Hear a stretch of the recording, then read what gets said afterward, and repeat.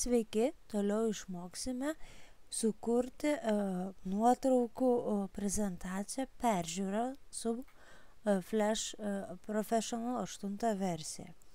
Dabar paspauskime, susikurkime naują dokumentą ir matote, atsiverčia langas. Pirmiausia, susimažinkime dokumento dydį, nes pagal mūsų nuotraukas. Kadangi mes nuotraukas įkelsime jau paruoštas, jau iš anksto mes žinome dydį.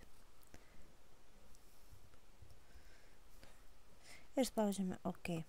Taip, matote, susimažino, mums įreikiama ir dabar reikia sukelti nuotraukas. Pasirenkam Import to Stage. Tai bus automatiškai įkeltos nuotraukos į patį langą ir dalis bus įkelta į biblioteką.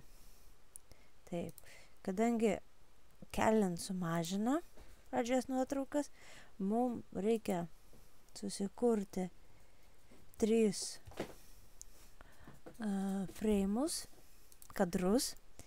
Ir mes tiesiog į pirmą kadrą įkeliam pirmąją nuotrauką, pasižymėję į antrą kitą nuotrauką,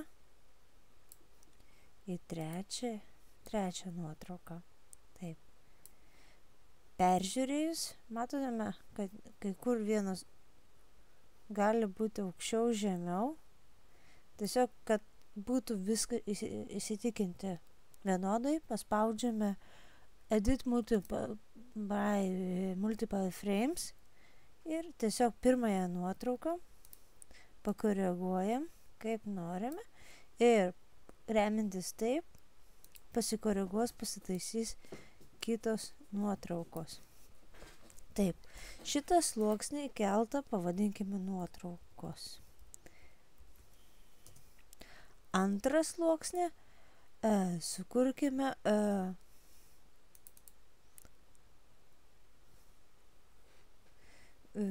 Action Script,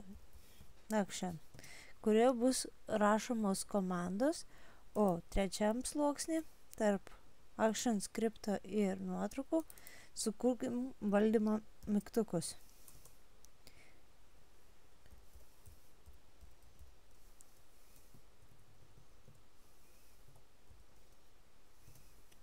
Taip, žiūrėkim, kai dabar ir įsaugokim, kad mums tas dokumentas nedingtų ir padarom test. Kaip matote, eina greitai ir sukosi 1, 2, 3 tą kadrą.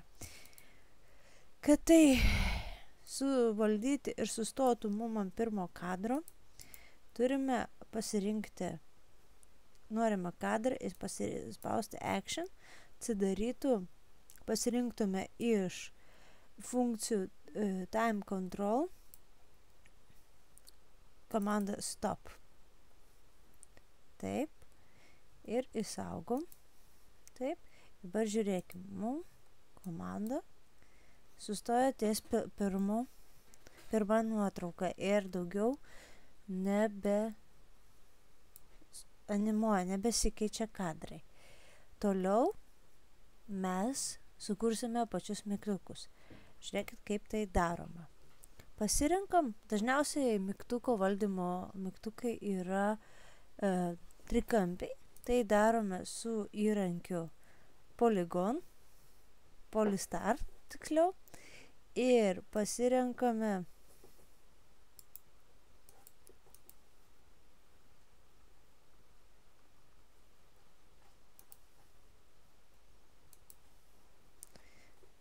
meniu punktą ir spaudžiam Options, nusistatom, kad Polygon Number of Slides, tai yra kampų, kiek bus kampų. Taip, ir tiesiog piešime. Nusistatome, kad rėmelis būtų juodas, o turinys baltas. Spaudžiame Shift ir tiesiog piešiame reikalingą trikampį. Taip.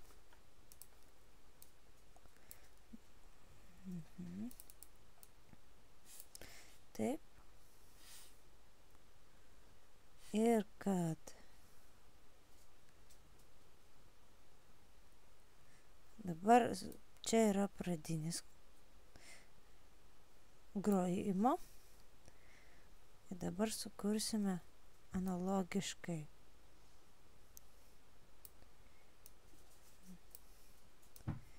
Kitą. Ir perkeisime jį į kitą pusę. Ir naudojame Modify Transform į Flip Horizontal. Dabar tiesiog gražiai atitaikom, kiek reikia. Taip sukūrėme objektus, mygtukų objektus. Bet dar ne viskas, kiekvieną reikia iš paveiksliuko padaryti į mygtuko objektą.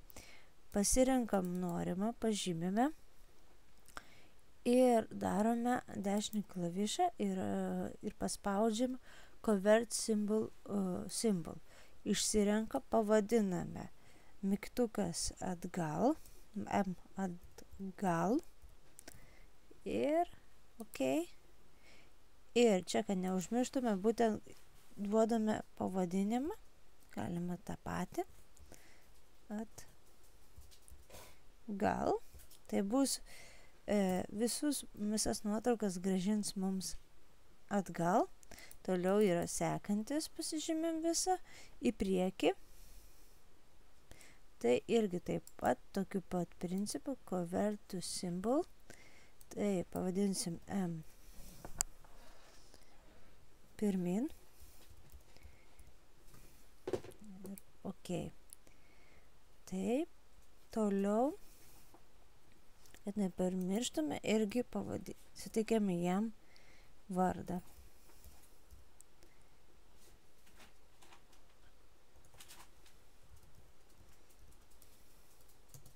Taip. Dabar, kiekvienam mygtukui esam sukūrę atskirų objektą mygtuką, mes galim uždėti tam tikrus efektus alfa. Pagal nutylėjimą jau pas manęs yra 60. Taip pat analogiškai ir šitą. Būtent, kad būtų permatomas. Toliau, kai sukūrėme objektus, mygtuko objektus, mums belieka parašyti kodą, kad veiktų. Tai pasirenkame sluoksnį Action ir sekančią rašome tokį kodą. Dabar pirmą darbosime su mygtuku pirmin.